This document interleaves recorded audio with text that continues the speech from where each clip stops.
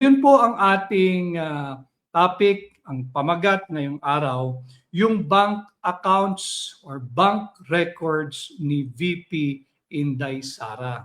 In relation doon po sa unang nag-message kanina sa live na nag-issue ng subpoena ducis tecum and I think even subpoena ad testificandum ang House Committee on Injustice kay Boying Rimulya to produce yung SALN ni VP Inday Sara at magtestigo sa susunod na pagdinig ng House of Representatives Committee on Injustice. Dito po muna tayo sa bank records or bank account ni VP Inday Sara.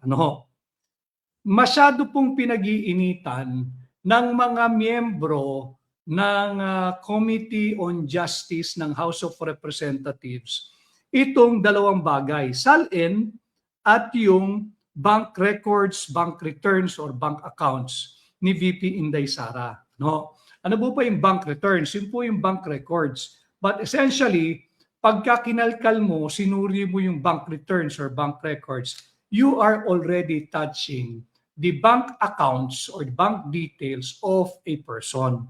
In this case, ang ating pong dinidiskurso rito ay yung bank account ni VP Inday Sara. Sabi ni Polly Duces, minamadali na nila kasi naghihingalo na si Bangag. Sabi yan ni Polly Duces.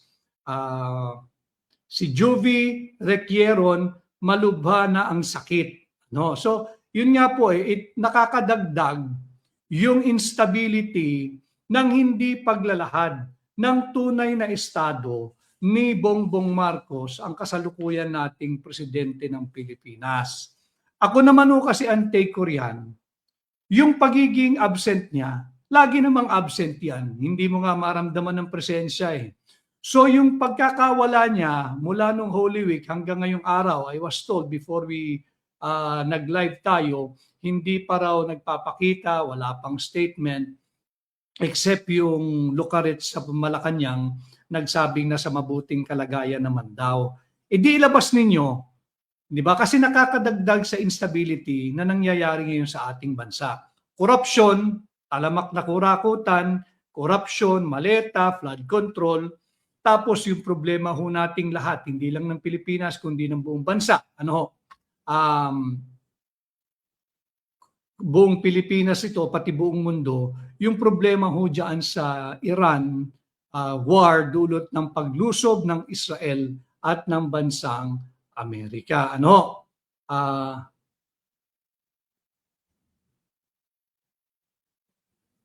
dami hong trolls, welcome po kayo rito.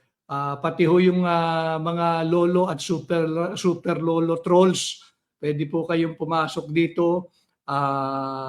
Agaya po nitong isang troll dito, pero hindi natin papansinin. You have to earn your keep, dude.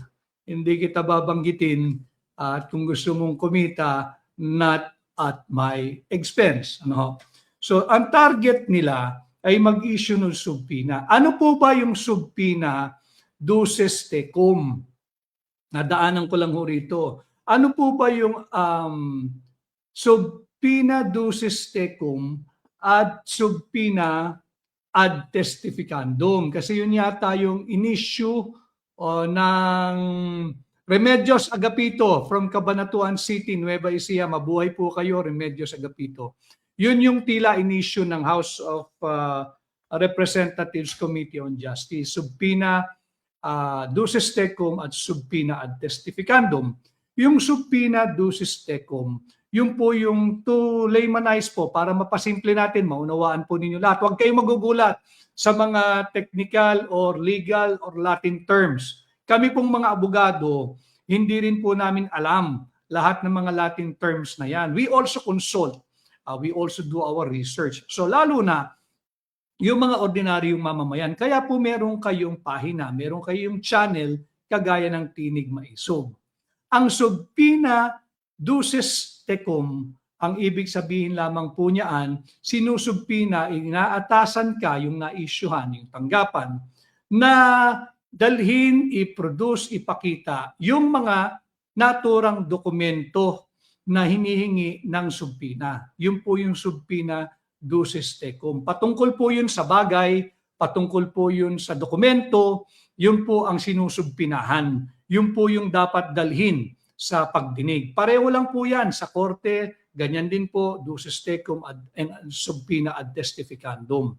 Yung subpina ad testificandum, yun naman po yung patawag sa isang individual ng isang komite, in this case the Committee on Justice ng House of Representatives o kaya ng korte, for someone to testify before the committee, before the court, before a trial or investigation. Yun po yung pinagkaiba nun.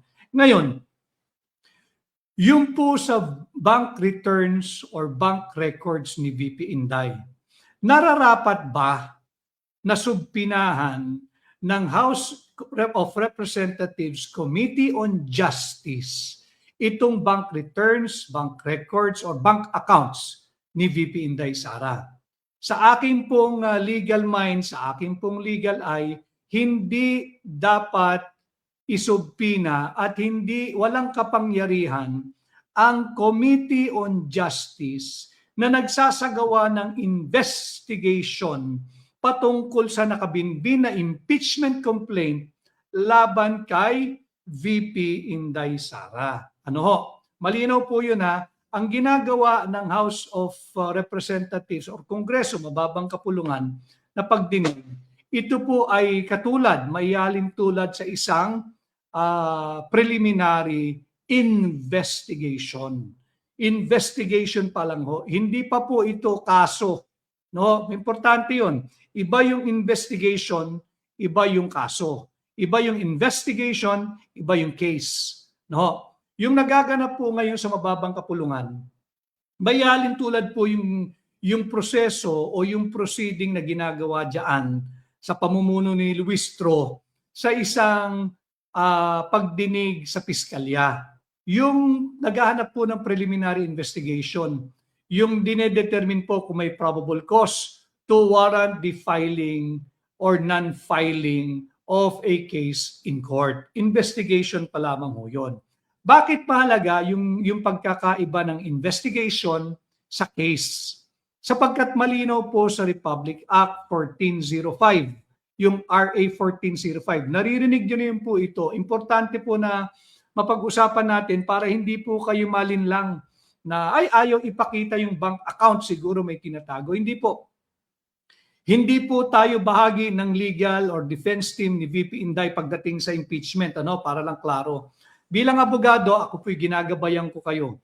Magkaiba po kasi yung investigation akin to or similar or kahalintulad ng ginagawa sa piskalya to determine, establish probable cause to warrant the filing or dismissal of a case sa korte. Ganon din po yung dito sa House. Iba po yung kaso po yung pang-litigation na yan. Ang hinihingi po kasi ng Republic Act 1405, yung Bank Secrecy Law, which incidentally, ito po ay lumang batas na. This was signed into law noong September 9, 1955. Haba na po, ilang taon na po ang lumipas. It's a September 9, 1955 law, itong RA 1405. But just the same, yung pagkakasulat po kasi nito, nung araw kasi kakatapos lang ng gera, 1955 Takot po yung mga tao, walang tiwala sa banking system natin. Di pa kilala, natatakot So ang ginagawa ng mga ninuno natin, mga Pilipino, nagtatago po ng cash. They're hoarding their cash, binobodega nila sa kanilang mga pamamahay. Nakatago yan, hindi pa po uso maleta nun. Sako-sako o kaya male-maleta pa ho nila itinatago. Wala po exaggeration doon. Talagang nakasako o kaya nakabayong. Bakit sako or bayong? Kasi ang denomination ng pera natin noon maliliit pa 1 peso, 2 peso, 5 peso, 10 peso, 20 peso, 50 peso, baka nga wala pang 100 noon I am not sure kung wala pang 100. But just the same, tingnan ho ninyo, wala pong 500 pesos noon bill. Wala pong 1,000 pesos bill noon. Wala pong 200 peso bill noon. So yung pera po natin, pag hinawakan mo, talagang ang dami. May isang bill na piso, may 2 piso, may 5 piso, may 10 piso, 20 piso, 50 piso, hanggang 100 piso. Ang biggest denomination po nun ay 100 pesos. Kaya po nagpasa ng Bank Secrecy Law para ho matanggal yung agam-agam ng mga tao na magbangko o mag-impok sa bangko. Kinakailangan po kasi ng gobyerno nun pasok nyo sa bangko para umikot po yung pananalapi o yung pera, magkaroon ng hanap buhay, magkaroon ng negosyo. So dito po yan, it's an old law, yung RA 1405, yung Bank Secrecy Law. It's a 1955 September 9 law, luma na pero relevant pa rin sa ngayon. Ano ho ang ipinag-uutos ng Bank Secrecy Law? Ito pong lumang batas na ito, ang ginagarantiya po nito ay absolute confidentiality. Kaya po yung mga kaibigan natin na nasa baol lang nila nilalagay, Attorney Vic, tama yun, Ines, Nympha, Seaton, Noel. Sa baol nila nilalagay yung mga ninuno po natin. Iba nakabayong, kagaya nga po ng sinabi ko, yung bayong na pamalengke at saka yung mga sako. No, bukod pa yun yung barya, marami pong barya nun. No, so ang ginagarantiya ng Bank Secrecy Law is absolute confidentiality of bank records, bank returns, and bank accounts. Yan po yung diwa, yung reason for the passage of this old law ay yung absolutely confidential, yung absolute confidentiality ng ating mga bank accounts, bank records, bank returns. Ganon din po ngayong kahalagang pinag-uusapan ito. Sapagkat yung ating mga kaibigang bankero, yung ating mga kaibigang may mga bangko, lalong-lalo na yung mga malalaking bangko, pag kayo po ay nakatanggap o makatanggap man kayo ng subpina ng Committee on Injustice ng House of Representatives, pwede po silang tumanggi on the strength of RA 1405 or the Bank Secrecy Law. Why? Bagamat meron pong exemptions doon sa batas na yun na ating pong tatalakayin, ito pong ginagawa nila sa bank record or bank returns or bank account ni VP Inday, hindi po kasama yun sa exemptions. Ano-ano po ba yung exemption? Una-una, ang general rule, unlawful for any person to disclose, reveal, or permit the examination of the bank accounts, bank records, bank returns, bank details of any person or government official. Dalawa po yun wala pong distinction doon. Of any person or of government official. Sa ngayon, habang yung batas po natin ay yung September 9, 1955, RA 1405 pa ang nananaig, wala pong distinction. Whether ikay pribado o ikay taong gobyerno, halal man o appointed o hangal, marami po niyan sa House of Representatives, hindi ho pwede na pakialaman ng kahit na sino yung pagbubukas, pagbubusisi, pag-examine, pagbubunyag ng bank records ni naman, lalo pa ni VP Inday Sara. Ano-ano naman po yung exceptions? Meron pong exceptions yan. This law admits of at least 5 known exceptions. Ito lang po yung RA 1405 Hindi natin pinag-uusapan dito yung related jurisprudence. Unang-una, pwede mo lang hong ibulgar. Importante po kasi ito, baka ma-issuean yung ating mga bangko ng subpina. Pwede ho kayong tumanggi, alam po ito ng magagaling ninyong mga legal counsel in-house, yung inyong mga vice president for legal sa mga malalaking bangko, pwede po kayong tumanggi on the strength of the express prohibition of RA 1405, which guarantees rather the absolute confidentiality or absolutely confidential nature of bank accounts, bank returns, bank records, bank information. Bawal po yan. Dagdag mo pa yung Data Privacy Act. So talagang mahirap na itong basagin, tumitibay na po ito. And yung pinaka-umbrella po nila, of course, ay yung ating saligang batas, yung due process at yung equal protection of the law. So masasabi ko sa ating pagdidiskurso ngayon, ironclad itong absolutely confidential nature ng ating bank accounts, bank records, ang ating bank returns, at yung bank details. Ano naman po yung mga pagkakataon kung saan pwede pong mabuksan o ipa-examine yung inyo pong bank account or bank record? Unang-una, kapag po meron kayong consent, pumayag kayo, nag-waiver kayo, pumirma kayo. Diba? Meron bang waiver or consent dito sa ginagawang investigation similar to the conduct of an investigation in the fiscal's office to determine the existence of probable cause to warrant the filing or dismissal of a case in the impeachment investigation or proceedings laban kay VP Inday? Wala pong consent si VP Inday. Wala pong consent yung kanyang mga abogado. So unang-unang exception, hindi po pasado. Pangalawa, talunan ko po muna yung pangalawa. Yung pangatlo, upon order of a competent court.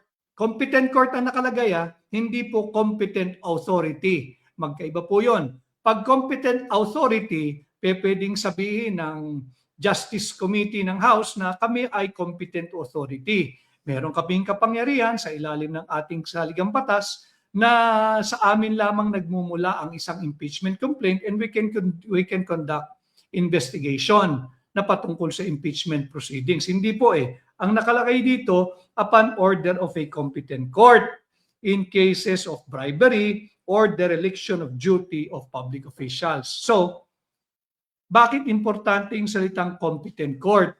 Hindi po korte yung Committee on Justice ng House of Representatives, because while it may be related to an impeachment proceeding, hindi po sila korte. Because yung korting kinikilala ng ating saligang batas, pati po ng jurisprudence, yung mga actual decided cases ng ating Korte Suprema, isa lamang po ang korte, ang impeachment court. Yan po ay ang Senado.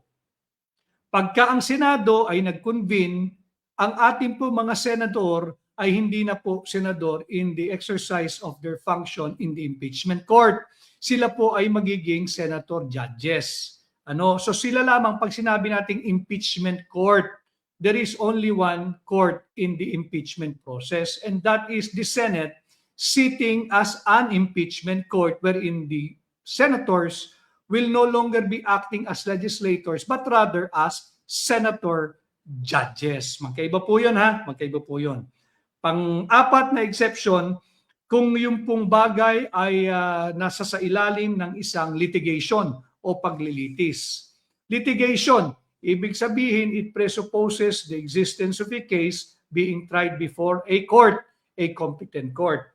Maaari bang ituring na yung subject matter, which is ang target nila, yung SALN, bank accounts, bank records, bank details, si VP Inday Sara, may tuturing ba ito na subject matter o isang bagay na nasa ilalim ng isang paglilitis? Iting ko, sa akin pong legal mind and legal eye, hindi po ito yung sinasabing subject matter of litigation.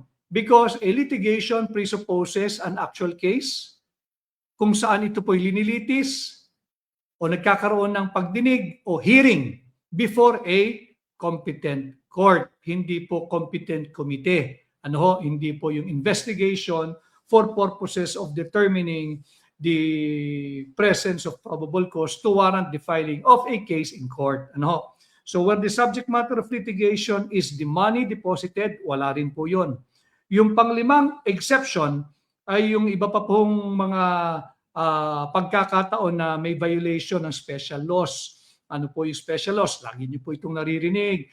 Yung violation ng Republic Act 3019, yung Anti-Graft and Corrupt Practices Act, nandyan po yung Anti-Money Laundering Act, o nandyan po yung mga violation under the Revised Penal Code, nandyan po yung malversation, andyan po yung plunder, yan po yung mga special laws.